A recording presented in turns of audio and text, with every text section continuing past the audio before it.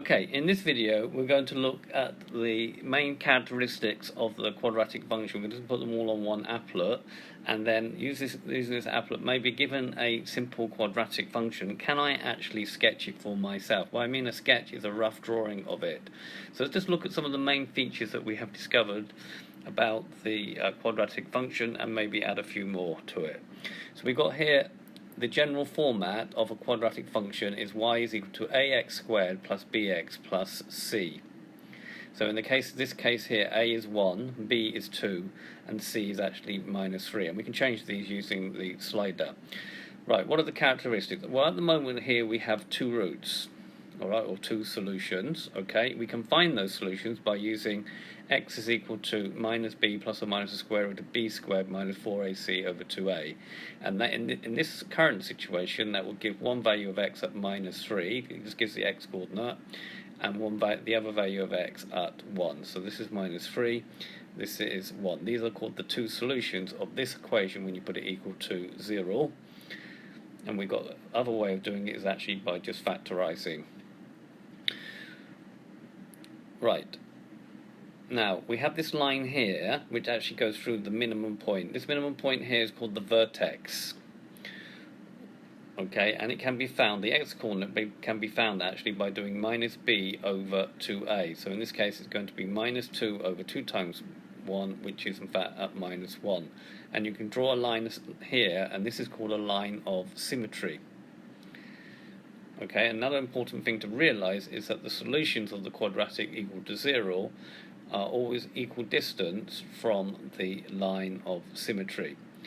Alright, and you can get that from the quadratic formula as well by just using the square root of b squared minus 4ac over 2a. The positive one will give you that distance there, and the negative one will give you that distance there.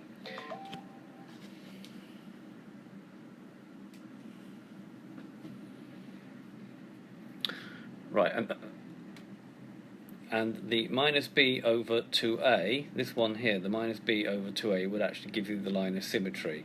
Now, why this format here, by completing the square, y is equal to a bracket x minus h all squared plus k, is another way of finding the coordinates of this point here. This is called completing the square. We've done that already.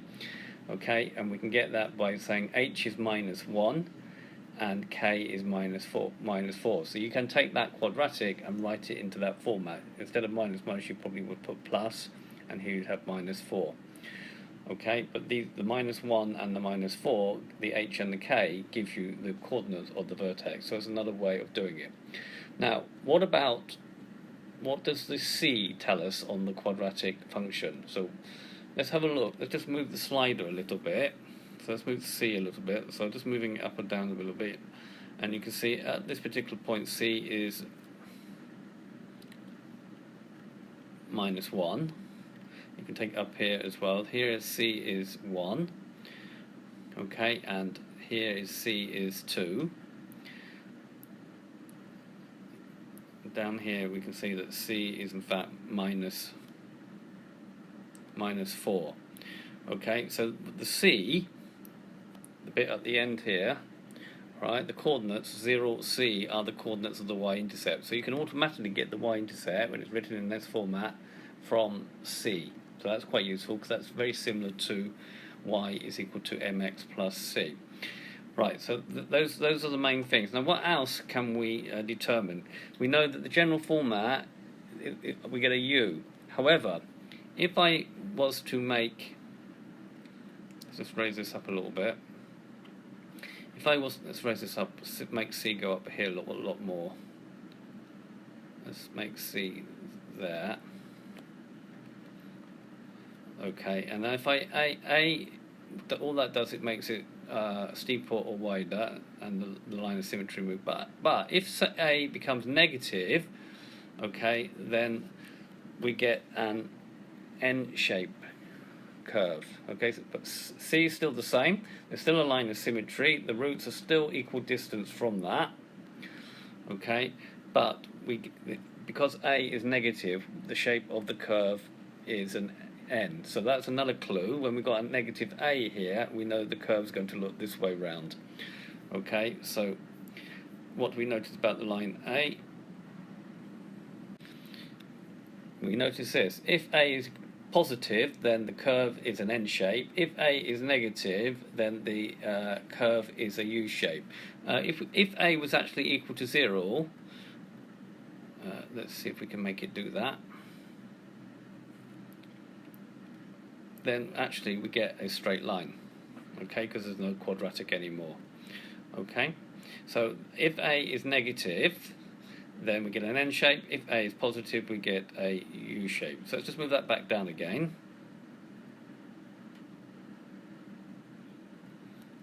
Make a 1.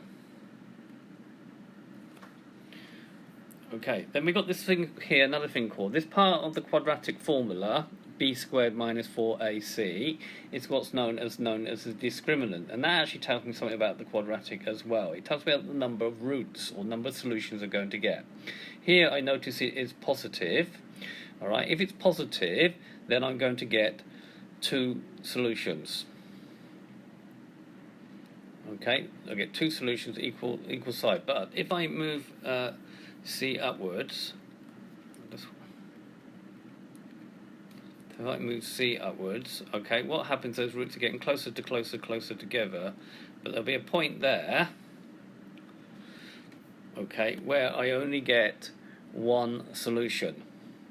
I do get 2 solutions, but it's called a repeated root, okay, so there are 2 solutions, and you'll notice that the value of the discriminant is actually 0, and that means that b squared minus 4ac is actually equal to 0, and therefore the root will be at minus b over 2a only. So if the discriminant is equal to 0, then I'm going to get 1 repeated root. If I just move c up this way, then we notice that it no longer cuts the x-axis, and you'll notice that the discriminant has become negative.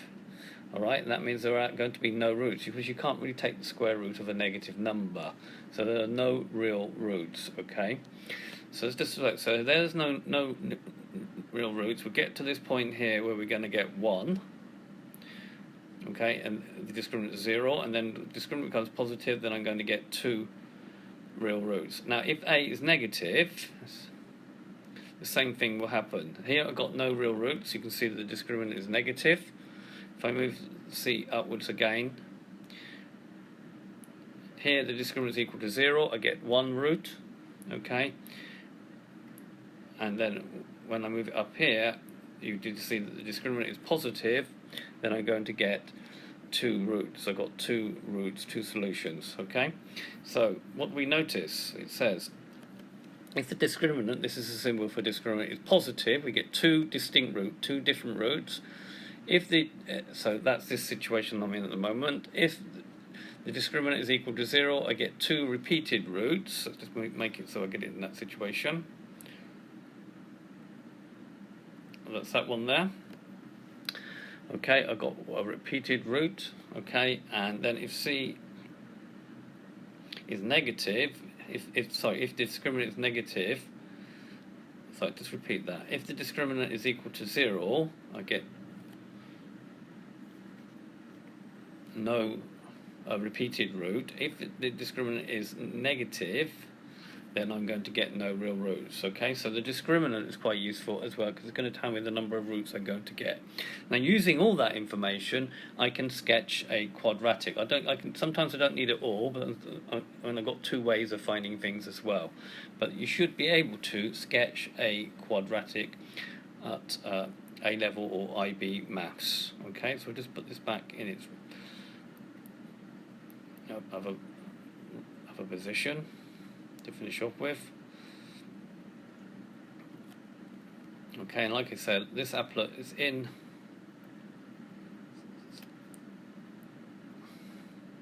there. So here we see the discriminant is positive, 2 roots. Okay, C is going to be minus 2. The vertex is going to be at -1, -3.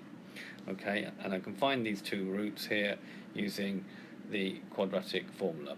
Okay, so this has been a video showing you the main characteristics of a quadratic equation, all on one applet. I hope you've understood, and I thank you very much for watching.